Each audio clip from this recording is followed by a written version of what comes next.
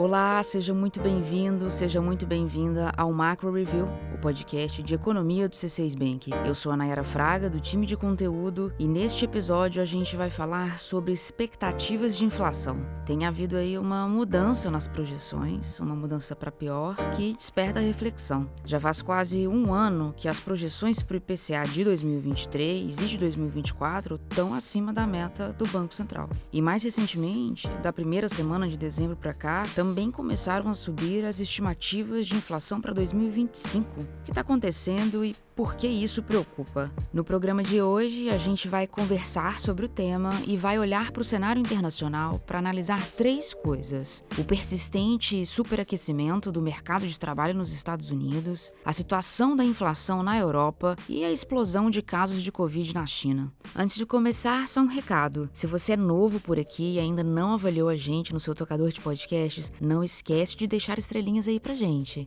E se você tem aquele amigo ou parente que curte economia, compartilhe o link com ele depois de ouvir o episódio. Garanto que ele vai gostar. Hoje é 9 de janeiro de 2023. Vamos nessa? Quem acompanha a gente sabe que desde o ano passado a gente comenta aqui no Macro Review que a inflação vai custar a cair no Brasil. Se você procurar aí na lista de episódios, vai ver que no programa de número 6 a gente já chamava atenção para esse fato. Agora, novas estimativas de mercado reforçam essa perspectiva. O Boletim Focus, que divulga semanalmente as expectativas de mais de 100 instituições financeiras para os principais indicadores econômicos do país, tem mostrado piora nas projeções nas últimas 5 semanas. Na comparação do boletim de 5 de dezembro com o boletim de hoje, 9 de janeiro, a mediana das expectativas para a inflação saltou de 5,1% para 5,36% para 2023. Olhando para 2024, ela subiu de 3,5% para 3,70%. E considerando a expectativa para 2025, subiu de 3% para 3,30%. Sim, são números abaixo da inflação que a gente viu no ano passado, no ano anterior, mas o ponto é que eles estão acima da meta do Banco Central e estão subindo. Esse é um sinal ruim. Antes de entender isso melhor, vale destacar que o que chama a nossa atenção no momento são as projeções para o ano que vem e para 2025. Apesar de o número para 2023 ser maior, acima de 5%, a gente concentra a nossa análise de hoje nos anos seguintes, porque o trabalho do Banco Central para 2023 ele já foi feito, digamos assim. É que a política monetária atua com defasagens. Existe uma diferença de meses ou até anos entre o ajuste na taxa básica de juros e seu efeito completo sobre a economia. A autoridade monetária até poderia, numa medida extrema, subir mais os juros para derrubar a inflação ainda neste ano. Mas se a gente considerar que a Selic, no patamar em que está, já está afetando a atividade econômica, isso é pouco provável. Está mais ao alcance do Banco Central atuar para atingir as metas de inflação de 2024 e 2025. Vale lembrar que a meta definida pelo Conselho Monetário Nacional para a inflação é de 3,25% para 2023 e de 3% para os próximos 2 anos, com um intervalo de tolerância de 1,5 ponto percentual para mais ou menos. Embora as projeções do Focus para o ano que vem e para 2025 estejam dentro desse limite de tolerância da meta, esse movimento de piora contínua nas expectativas é ruim. Quando os agentes econômicos entendem que a inflação vai ser maior no futuro, isso afeta os preços de hoje e contribui para manter a inflação e, portanto, os juros num nível alto por mais tempo. E como a gente mostrou no Macro Review que fez a retrospectiva de 2022, motivos para manter a Selic alta por um tempo maior não faltam. Eu comento aqui 2 deles. Motivo 1. A persistência da inflação de serviços. O setor de serviços é aquele em que os preços presentes são definidos de acordo com a inflação passada. Em período de inflação muito alta, como o que a gente viveu recentemente, os preços nessa categoria custam a cair. A gente estima que os serviços tenham registrado alta de 7,5% em 2022 e em 2023 o setor deve continuar nessa toada. O motivo 2 para manter a Selic alta por um bom tempo é a questão delicada das contas públicas do país. Com a ampliação do teto de gastos, o Brasil deve produzir uma dívida líquida pública de 61,5% do PIB, o equivalente a mais de 6 trilhões de reais. Não é por acaso que risco fiscal tem sido um assunto de grande destaque. A gente sabe que o aumento de gastos públicos sem contrapartida fiscal pode elevar a desconfiança do investidor e puxar o dólar para cima, um quadro que geraria mais pressão sobre a inflação. Diante disso, o que o Banco Central deve fazer, então? A primeira reunião do Copom, que está marcada para os dias 31 de janeiro e 1º de fevereiro, deve trazer mais pistas sobre os rumos da política monetária. A gente vai ter que esperar para captar mais sinais. Bom, eu falei que nosso economista-chefe ia falar mais sobre essa história toda de expectativas de inflação, né? Quando a gente estava definindo o tema principal desse episódio, eu pensei assim, mas nossa, a gente já vai falar de 2025? E ele disse, é claro que a gente vai falar de 2025. Então, vamos ouvir agora o que o Felipe Salles, economista-chefe do C6 Bank, falou sobre o assunto.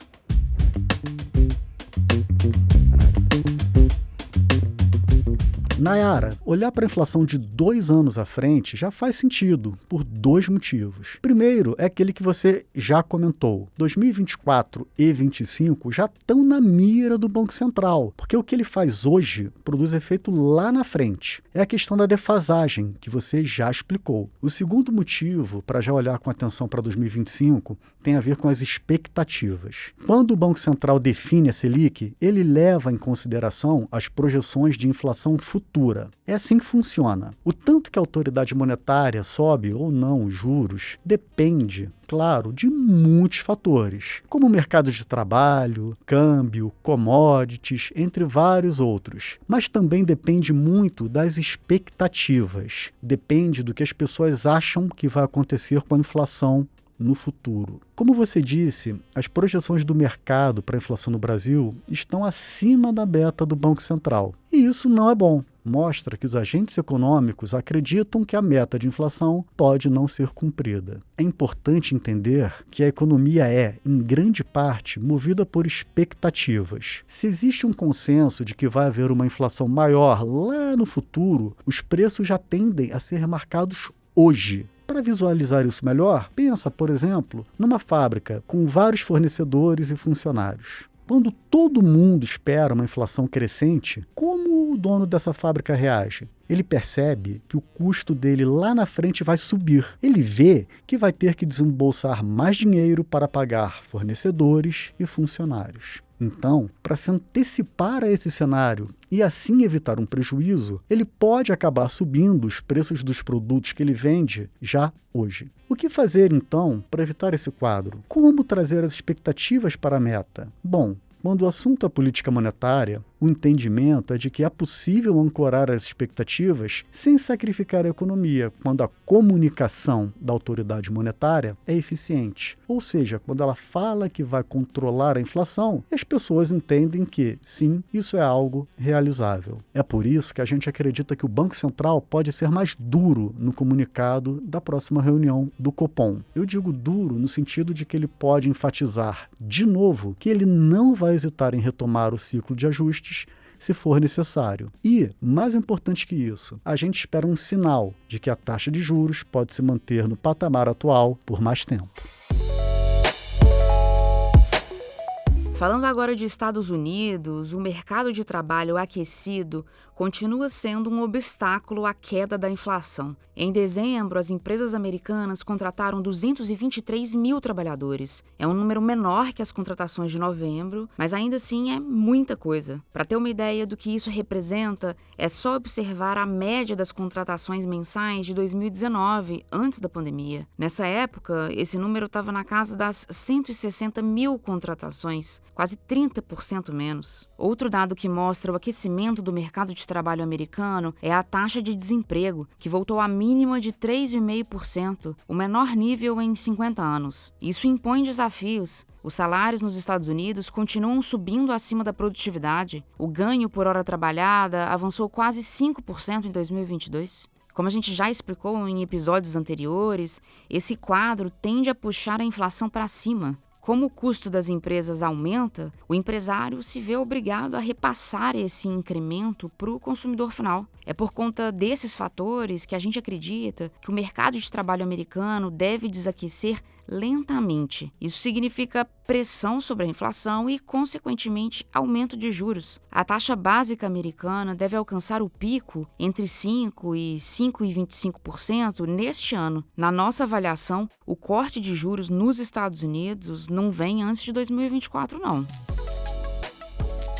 Partindo para a Europa, a inflação na zona do euro desacelerou em dezembro. O índice de preços ao consumidor, o CPI, encerrou 2022 em 9,2%. Ainda é muita coisa, mas a gente vê aí que o dado voltou a um dígito pela primeira vez desde agosto de 2022. O avanço mais fraco da inflação se deu em razão do menor aumento nos preços de energia. Apesar desse certo alívio nos preços em dezembro, o núcleo da inflação, que exclui alimentos e energia, que são itens voláteis, o núcleo alcançou um novo recorde histórico em 12 meses e ficou em 5,2%. Isso indica que o Banco Central Europeu tem um longo caminho a percorrer até trazer a inflação para a meta, que é de 2%. Agora o assunto é China e o fim da política de Covid-0. Com a reabertura abrupta da economia e a explosão de casos de Covid no país, uma série de perguntas vem à tona. O que vai acontecer com os chineses? E se uma variante mais letal surgir, estaria o mundo sob risco? Diversos países já começaram a exigir teste negativo de Covid para os passageiros vindos da China, uma medida que o Ministério das Relações Exteriores chinês disse ser desproporcional e inaceitável. A China deixou de exigir isolamento, eliminou a classificação de áreas de risco, abandonou o controle de quarentena sobre indivíduos e bens que entram no país, parou de reportar casos confirmados de Covid e reabriu as fronteiras. Essas decisões, que segundo o governo levam em consideração o enfraquecimento do vírus e a cobertura vacinal, ocorrem depois de uma onda de protestos dominar o país. A China estava numa situação em que o custo social e econômico das restrições ultra-rígidas não estava compensando. Por aqui, a gente vai continuar acompanhando a situação. Agora, por causa do Ano Novo Chinês, que acontece em janeiro, é esperado um grande aumento no deslocamento da população nesses próximos dias. Milhões de pessoas costumam voltar à cidade natal nessa época. Os especialistas projetam o pico de casos de Covid na China para o fim deste mês. Hora da nossa agenda. Eu compartilho aqui os principais dados econômicos que nossa equipe acompanha nesta semana. Na terça-feira, 10 de janeiro, sai o resultado do IPCA de 2022. A gente vai saber quanto avançou a inflação no Brasil no ano passado. Nossa projeção é que o índice fique em 5,6%. Na quarta-feira, dia 11, o IBGE divulga a pesquisa mensal de comércio de novembro. Os dados devem mostrar alta no volume de vendas no setor varejista. Na quinta, 12 de janeiro, a gente vai ver como foi o desempenho do setor de serviços no Brasil em novembro. Nos nossos cálculos, o volume de serviços prestados no país deve ter registrado leve expansão no penúltimo mês de 2022. Também na quinta-feira saem os dados de dezembro da inflação ao consumidor nos Estados Unidos, é o índice CPI. A expectativa é de desaceleração do núcleo da inflação, em linha com o menor crescimento da economia americana. Chegamos ao fim do episódio. Muito obrigada a você que ficou comigo até aqui. Quem faz parte da equipe econômica do C6 Bank são o Felipe Salles, a Cláudia Moreno, a Cláudia Rodrigues, o Eliezer Jacob e o Felipe Mack. A produção e o roteiro são desse time todo, junto comigo, Nayara Fraga e Malena Oliveira. A edição de som é de Thaís Andréa. A divulgação nas redes sociais é de Karina Campos, David Romay e Sara Santana. O Macro Review é um podcast semanal. Você pode ouvir a gente no canal do C6 Bank no YouTube ou na sua plataforma favorita de podcast. A gente está no Spotify, na Apple Podcasts, no Deezer, no Pocket Casts e no Google Podcasts. Uma boa semana para você e até a próxima segunda-feira.